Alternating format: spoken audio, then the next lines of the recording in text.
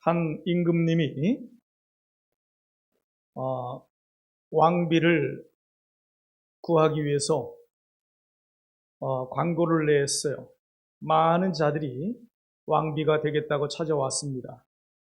왕비가 되겠다라고 찾아온 사람들을 시험하여 한 사람을 왕비로 세우고자 했습니다. 그런데 이 임금이 원하는 왕비감은 가장 지혜로운 사람을 원했습니다. 그래서 지혜를 테스트하기 위해서 쌀 한 대씩을 나누어 줍니다. 그래서 이 쌀 한 대를 가지고 한 달 동안 다른 것은 먹지 말고 이 쌀을 통해서 밥을 한 그 양만큼만 먹으라. 그리고 한 달 후에 돌아오라 했습니다. 제각기 쌀 한 대를 받아갑니다. 이걸 어떻게 한 달 동안 먹을 것인가? 얼마나 고민을 많이 했겠습니까? 어떤 사람은 정상적으로 먹다 보니 3일도 안 돼서 쌀이 다 떨어져서 포기해버렸습니다. 어떤 사람은 죽을 끓여서 먹으니 일주일 정도 먹으니까 떨어졌습니다. 어떤 사람은 이것을 쌀을 아끼느라고 물만 퍼먹습니다.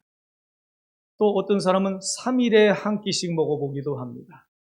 어떤 사람은 한 달, 30일 곱하기 3끼, 90등분으로 나눠 가지고 이것을 한 움큼씩 해서 그것을 90등분을 해서 먹습니다. 그런데 한 지혜로운 여인이 있었습니다. 이 여인은 이 한 대의 쌀을 가지고요 떡을 만들었어요. 그래서 이 떡을 팔으니 쌀 2대 값을 벌게 됐습니다. 그래서 이 2대 쌀을 가지고 또 밥도 먹지만 또 이것을 떡을 만들어서 또 팔았어요. 그러니 쌀 4대 값이 됐습니다. 이 4대 쌀을 이것을 가지고 또 떡을 하니 또 그래서 판이 쌀 8대가 됐습니다. 이렇게 계속 늘려가는 것입니다. 한 달이 다 됐습니다. 이제 왕비가 되겠다고 그 여인들이 돌아왔습니다. 돌아온 여인들 가운데 보니 해골바가지가 되어서 돌아온 여인이 있고요. 꼬부랑 할머니가 돼서 지팡이 짚고 돌아온 사람이 있고 어떤 사람은 들것에 실려가지고 온 사람이 있습니다.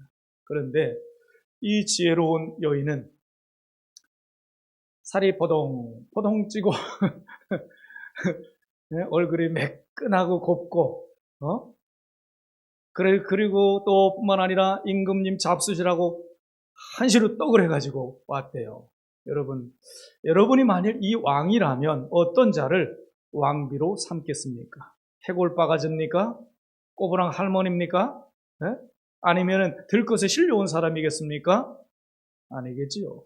지혜로운 이 여인일 것입니다. 이 지혜로운 여인이 왕비가 되었다는 이야기입니다. 여러분, 우리가 살아가는데 이 지혜라고 하는 것이 얼마나 소중한 것인지 모릅니다. 다 지혜를 원합니다.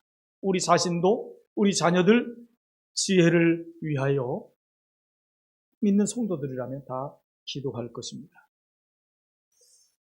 여러분, 우리 자녀들 누가 칭찬할 때 아이가 참 착하네요. 이 말과 아이가 참 똑똑하네요. 어떤 칭찬을 더 받기를 원하십니까?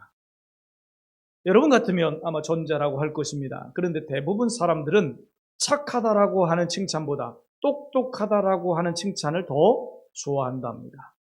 왜 그럴까요? 그만큼 똑똑하면 사회에 성공하기가 쉽고 지도자 되기가 쉽기 때문에 그렇습니다. 여러분, 우리나라에도 많은 영재들, 수재, 천재 이렇게 불리는 사람들이 많이 있습니다. 그런 가운데 가장 두드러지게 많이 이렇게 TV에도 비춰줬던 그래서 기억나는 인물이 송유근이라고 여러분들도 기억하실 겁니다. 이 송유근이 근황이 궁금해서 찾아보니 지금 23세인데 군대에 이제 입대해 있더라고요. 그런데 이 아이가 어릴 때 6살 때에 6살 때 수준이 어느 수준이었냐면요. 아인슈타인의 상대성 이론을 이해했던 그런 수준이었고요. 또 대학생들이 풀 수 있는 미분 적분을 푼 이런 아이였습니다. 그리고요, 6살 때 초등학교 들어갔는데 이게 너무 시시한 거예요. 그래서 초등학교 다니면서 중학교, 고등학교 검정고시를 2년 만에 패스를 해버리고요. 그래서 대학을 바로 갔는데 8살 때 대학을 가요. 8살 때. 보통 아이들 같으면 8살에 초등학교 입학을 하잖아요. 근데 유근이는 8살 때 대학을 가요. 13개의 대학에서 서로 자기네 4년 장학금을 주겠다고 전액 장학금을 줄 테니 우리 학교로 오라 했는데 인하대 자연과학 계열의 학교를 가게 됐습니다. 그거마저도 너무 시시해가지고 휴학을 하고요.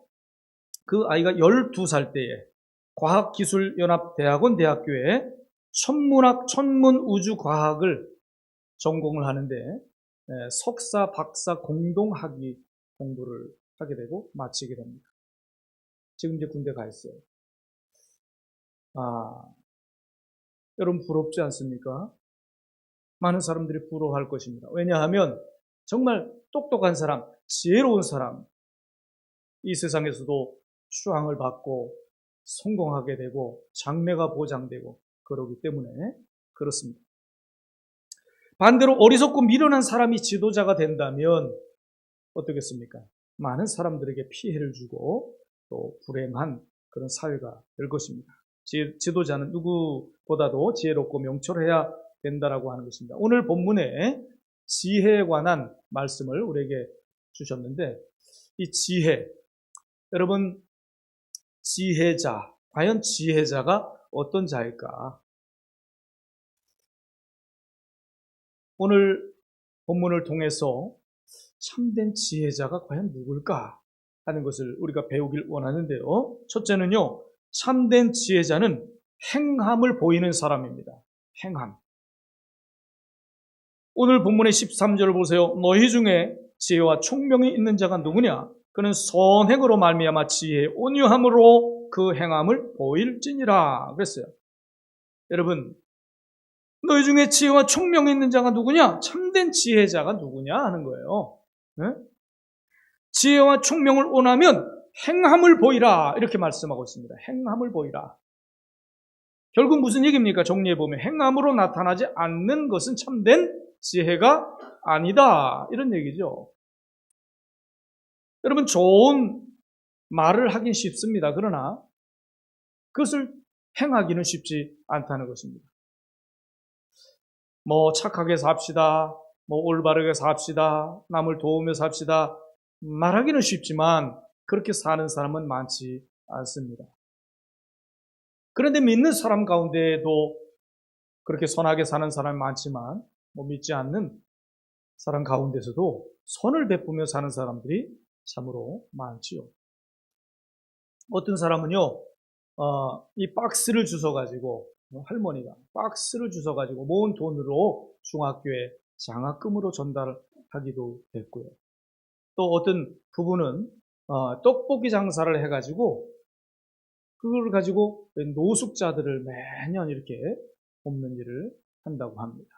또 어떤 사람은요, 김밥 장사를 해가지고 수억 원을 대학교에 기부하기도 했습니다. 또 어떤 사람이 천호동에 사는 할아버지인데 오른팔이 없어요. 왼팔 하나밖에 없는 사람이 구두를 만드는 사람입니다. 그 한 팔을 가지고 구두를 만들려면 얼마나 어렵겠어요. 보통 사람이 요즘에 기계로 이렇게 찍어내니까 아무리 적게 해도 하루에 200켤레를 만든다고 합니다. 그런데 이 할아버지는 장애인으로서 장애인 구두를 그것만 고집합니다. 장애인 구두를 만드는 그런 일을 하는데 이거 아무리 부지런히 하루 종일 해도요 3켤레 내지 4켤레밖에 만들지를 못한다고 합니다. 그런데도 장애인들을 위해서 이 구두를 만들어요. 뿐만 아니라 장애인인데도 돈이 없어서 구두를 사지 못하는 사람들에게 무상으로 구두를 만들어 줍니다.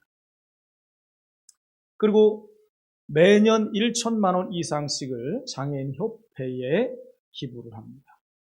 그리고 정동교에서 합동 결혼식이 있었는데 그 신랑 신부에게 모두 구두를 만들어서 선물로 해 주었다고 합니다. 여러분, 하나님께서 보실 때 과연 누가 큰 자입니까?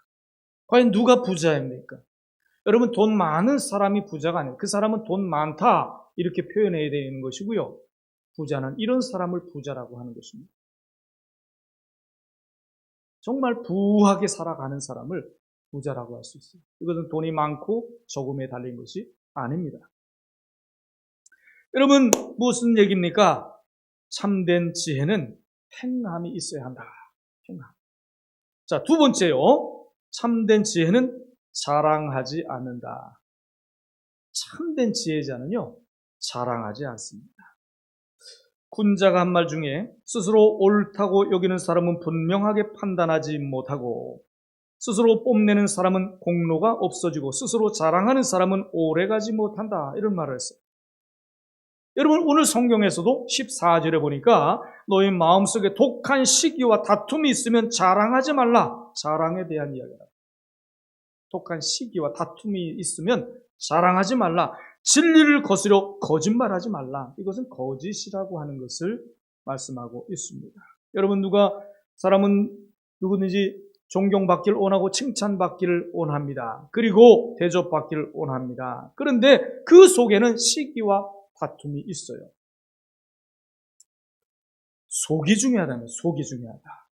속은 고칠 생각하지 않고 겉으로만 남에게 칭찬받을 그런 것을 원하고 그런 척하는 사람들, 이건 참된 지혜자가 아니라고 하는 것입니다. 왜 그럴까요? 다 드러날 때가 있기 때문에 그래요. 여러분, 지성인들이 범하기 쉬운 죄가 있다면 자랑하는 죄라고 합니다. 자랑. 똑똑한 사람일수록 승부욕이 강해요. 남에게 지는 꼴을 못 봐요. 그리고 어떻게든지 칭찬을 받으려고 하고 인정을 받으려고 애를 씁니다. 교회 안에서도 마찬가지예요. 성도 가운데서도 꼭 남보다 잘해야 되고 하나님과 관계없어요. 상대적으로 사람과 사람 대 경쟁으로 하고 다툼으로 하려고 하는 이런 사람도 교회 안에도 있을 수가 있단 말이죠. 이것은 참된 지혜자가 아니다, 이런 말씀입니다. 다른 교회에서 하면 우리 교회도 해야 되고 다른 사람이 하면 나도 해야 되고 예배 드리는 것도 기도하는 것도 헌금하는 것도 봉사하는 것도 경쟁 때문에 하는 것, 경쟁심을 가지고 하는, 이것은 잘못된 것이다, 이런 얘기입니다. 여러분, 내 형제라도 나보다 잘 될 때 배가 아파한다, 시기한다, 미워한다. 여러분, 우리가 하나님 앞에서 살아가는 성도들이라면 이건 비정상적인 것이겠죠. 우리는 하나님 앞에서 살아가는 자들이잖아요. 하나님 말씀대로 우리가 실천하며 살아가기를, 정말 주님 앞에 인정받기를. 왜요? 늘 주님이 보시기 때문에. 우리는 하나님 앞에서 살아가는 고람 대오의 성도들 아닙니까? 하나님 앞에 인정받는 것이 중요하지요. 그래서 우리는 자랑하지 말자는, 자랑하지 말자. 당연히 마땅히 해야 될 것을 했을 뿐입니다 하는 이런 정신을 갖자 하는 것입니다. 세 번째, 세상적인 지혜의 특징이 무엇이냐 하는 것입니다. 여러분, 사람이 존경받기 원하고 명예의 욕심이 생기다 보면요, 자기도 모르게 교만해져요. 그리고 위선에 빠지게 됩니다. 위선이 뭡니까?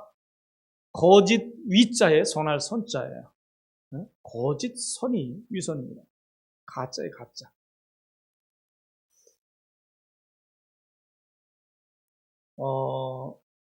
옛날부터 여러분 원래 중들이 입는 중복 있잖아요. 중복. 보통 목사님들이 이제 스님이라고 말 안 하고 이제 중이라고 말을 합니다. 스님의 낮춤말이 중입니다. 중이라고 뭐 잘못된 말은 아니에요. 그분들도 목사님이라고 안 하고 목사라고 부르는 것과 똑같은 것이 우리는 중이다, 이렇게 말하는 거예요. 여러분, 중복을 무엇으로 만들었는지 압니까? 똥걸레로 만들었대요, 원래는. 사람이 옷을 입다가 헤어지면 그걸 걸레로 썼다는 거예요. 또 걸레를 쓰다가 이게 더 헤어지면, 이건 똥걸레로 썼는데, 똥걸레도 다 이렇게 막 이렇게 못 쓸 정도로 그렇게 누더기 옷이 되면 이제 그걸 가지고 이렇게 저렇게 막 기어 가지고 만든 복이 그게 이제 승복이었다 하는 것입니다. 그런 옷을 입은 자들이 더 사람들이 신성시대하고 더 그렇게 추앙을 받고 그랬다는 거예요. 그런데 요즘에는요 아주 고급 그런 재질 이런 것을 가지고 고급 브랜드에서 일부러 막 이렇게 너덕너덕 이렇게 붙여가지고 만드는 그런 옷. 그런 옷을 판다는 거예요. 일부러 여기저기 막 기어가지고 요즘에 청바지 막 찢어가지고 파는 게 더 훨씬 비싸듯이. 그런데 그런 옷이요. 그런 승복이 100만 원이 넘는 옷들이 많이 있다는 거예요. 여러분, 이건 남의 종교 이야기지만 이런 것이 바로 위선이라고 합니다. 위선. 하나님은요, 위선을 좋아하지 않습니다. 교회 안에서 위선이 있을 수 있죠. 거짓 사랑, 거짓 봉사, 거짓 기도, 거짓 헌금 있을 수 있죠. 아나니아와 삽비라처럼. 여러분, 하나님 앞에 거짓은 통하지 않습니다. 거짓은 발각됩니다. 거짓은 오히려 하나님 앞에 벌을 받습니다. 이런 자들에 대해서 15절에 뭐라고 밝히고 있습니까? 이러한 지혜는 위로부터 내려온 것이 아니요 땅 위의 것이요 정욕의 것이요 귀신의 것이니 그랬어요. 귀신의 것이니. 마귀적이라고 하는 거예요. 마귀. 왜요? 우리는 하나님을 속일 수 없어요. 하나님 속지 않습니다. 속이는 자는 누구예요? 마귀가 속이는 자잖아요. 이거는 마귀의 것이다. 14절에 그 마음에 시기와 다툼이 있고 진리를 거스리고 거짓과 위선이 있는데 이것이 무엇입니까? 15절에 세상적이고 종육적이고 마귀적이라고 하는 것을 밝혀주고 있습니다. 여러분, 세상에 참 지혜로운 사람이 참 많아요. 똑똑하다 하는 사람 많습니다. 일 처리 잘하고 깔끔하게 모든 시킴 척척 해내고 이런 사람 많습니다. 그런데 그 똑똑함을 가지고 그 하나님이 주신 지혜를 가지고 죄 짓는 데 쓰는 사람들이 더 많다는 것입니다. 여러분, 죄 중에 감옥 간 사람들 중에 어떤 죄가 가장 많겠습니까? 사기죄가 가장 많대요. 사기.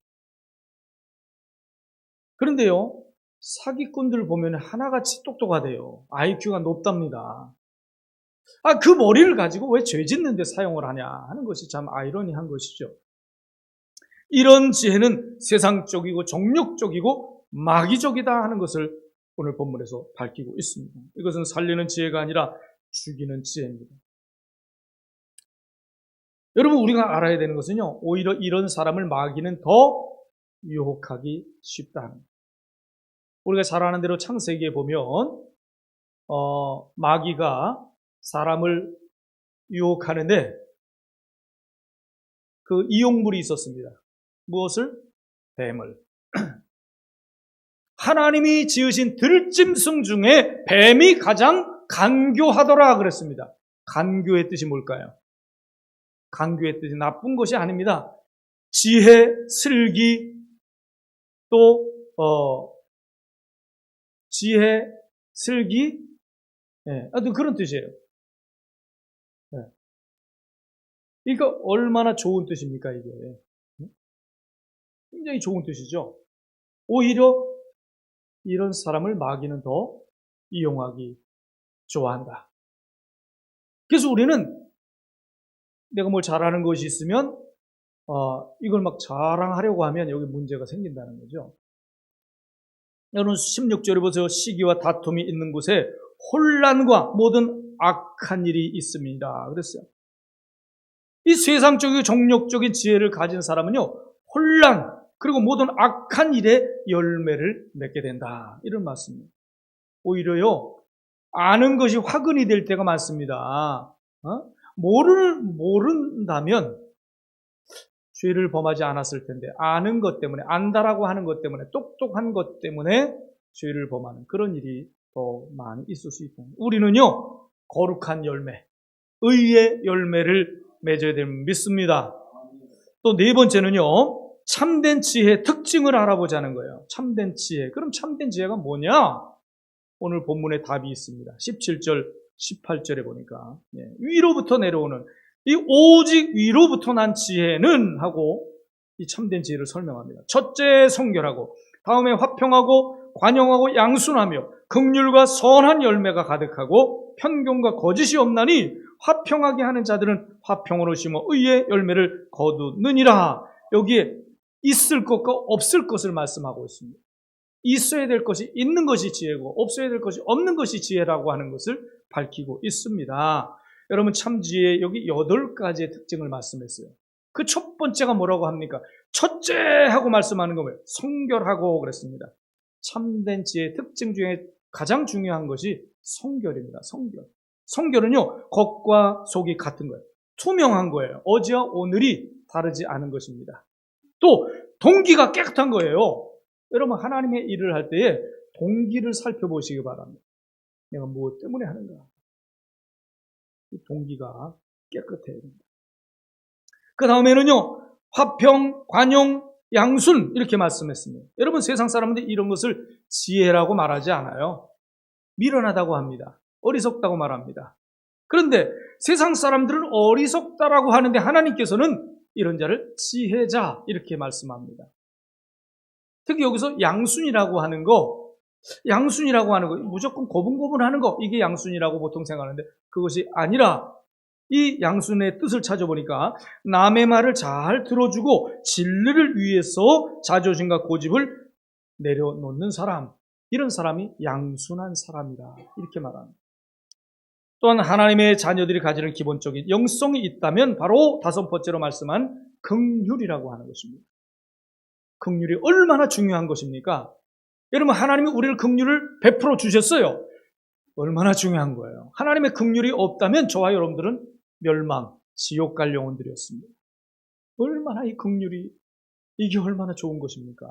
그런데 하나님은 여러분들에게 긍휼을 베풀라 이렇게 말씀합니다. 마태복음 5장의 산상복음에서 우리에게 요구하는 것이 뭐예요? 긍휼 베풀라.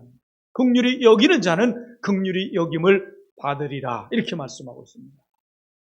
이 긍휼이 얼마나 중요한 것인가요? 그 다음에 또 6번째, 7번째는 편견과 거짓이 없나니 17절에 편견과 거짓이 없나니 여러분 내 편 이게 뭐가 중요한 것입니까? 진실이 중요하고 진리가 중요한 것 아니겠습니까? 이런 걸 따지지 않으니까 내로남불이 되는 것입니다. 여러분 대한민국의 참 그 정치인들 보세요. 너무 이게 이게 당파를 위해서 우리가 이용당하는 거 아니겠습니까? 국민들이. 너무 내로남불이야. 네 편, 내 편 너무 갈라져 있어. 우리는 뭐예요, 우리는? 국민의 대표로 뽑힌 사람들이 어떤 것이 진리인지, 어떤 것이 중요한지, 어떤 것이 나라를 살리는 것이, 어떤 것이 국민을 위한 것인지, 여러분, 이게 중요한 것인데. 이 편벽과 거짓이 없는 자가 지혜로운 자인데 도대체 지혜로운 정치인이 누구냔 말이에요. 여러분 교회 안에서도 편벽과 거짓이 없어야 합니다. 네 편, 내 편 이거 없어야 됩니다. 끼리끼리 이거 좋은 것 아닙니다.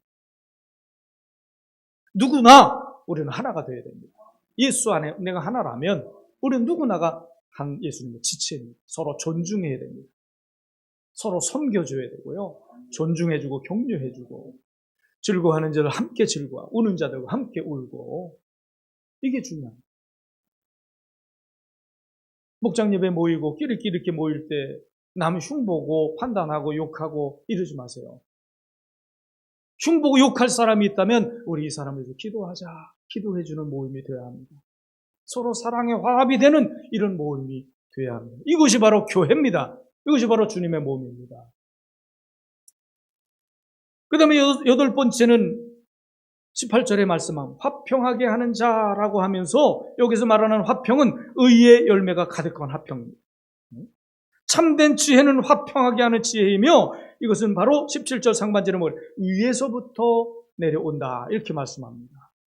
위에서부터 내려 하나님이 주신다. 결국 열매 맺는 것은요 내 힘으로 할 수 있는 것이 아닙니다. 사과나무가 있어요. 이게 진짜 사과나무냐 가짜 사과나무냐 하는 것 무엇으로 알 수 있습니까? 열매 맺는 것을 보면 알아요. 이게 진짜 사과나무라면 때가 되면요 저절로 열매를 맺습니다. 요한복음 15장에 보세요. 주는 포도나무에 우리는 가지니라고 말씀하시면서요 정말 성도라면요 포도나무에 붙어 있어야 되고 포도나무에 붙어 있다면 4절 말씀에 절로 가시를 맺는다고 말씀하고 있습니다. 이게 가짜라면 붙어 있지 않는다면 절로 가시를 맺을 수 없음 같이 이렇게 말씀하고 있습니다. 여러분 우리가 주님과 정말 하나라면 절로 가시를 맺습니다. 열매를 맺는 거예요. 내가 열매 맺는 성도가 되지 못하고 있다면 다시 한번 점검해 보세요. 내가 정말 주님께 붙어 있는가? 내가 나 자신에게 속을 수가 있어요. 내 부족함을 솔직히 인정해야 합니다. 나의 믿음 없음을 주여 용서하여 주옵소서. 주여 나를 붙잡아 주옵소서. 기도해야 합니다.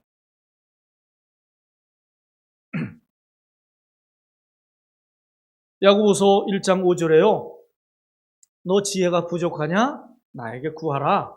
내가 후히 줄게. 이렇게 말씀하고 있어요. 너희 중에 지혜가 부족하거든. 에? 모든 사람에게 후히 주시고 또 꾸짖지도 않는데요. 꾸짖지 아니하시는 하나님께 구하라. 그리하면 주시리라. 할렐루야. 네, 여러분 구하면 주시겠다고 주님이 약속하세요. 지혜가 얼마나 중요한지 오늘 다시 한번 깨달았잖아요. 하나님은 구하는 자에게 후히 주신대요. 여러분 참된 지혜를 구할 수 있기 바랍니다. 그러면 성공자가 될 수 있는 거예요. 결론입니다. 참된 지혜의 결정체는 예수님입니다. 예수님. 우리는 무슨 일을 만나든지 무슨 일을 겪든지 딱 한 가지 생각하면 됩니다. 예수님이라면 어떻게 하실까? 이것만큼 참 중요한 게 없더라고요. 길게 고민할 것 없어요. 여러분 신앙 양심을 가진 사람이라면 예수님이라면 어떻게 하실까? 예수님이라면 어떻게 말씀을 하실까? 어떻게 이럴 때 답변하실까? 예수님이라면 어떤 것을 결정하실까? 판단이 바로 오는 것입니다. 근데 우리는요, 뻔히 예수님이 원하시는 것을 알면서도 우회해요, 우회를 하고 내가 유리한 것, 편리한 것, 이런 것을 결정해요. 그러면서 합리화시켜 자기를. 이거 참된 지혜가 아니라고 하는 거예요. 우리 예수님을 본받아야 됩니다. 본받기 위해서 예수님을 바라봐야 합니다. 히브리서 12장 2절에 말씀하잖아요. 믿음의 주여 또 온전케 하시는 그 예수 그리스도를 바라보자. 그 예수님 바라보자. 우리가 본받아야 될 분은 예수님이다. 이런 말씀입니다. 여러분 참된 지혜를 사모하시기 바랍니다. 금보다 은보다 귀한 것이 참된 지혜라고 성경은 말씀하고 있습니다. 여러분 참된 지혜가 가득하여 선한 열매를 많이 맺어서 하나님께 정말 기쁨이 되는 그런 참된 지혜자로 살아갈 수 있게 주의 이름으로 축원합니다.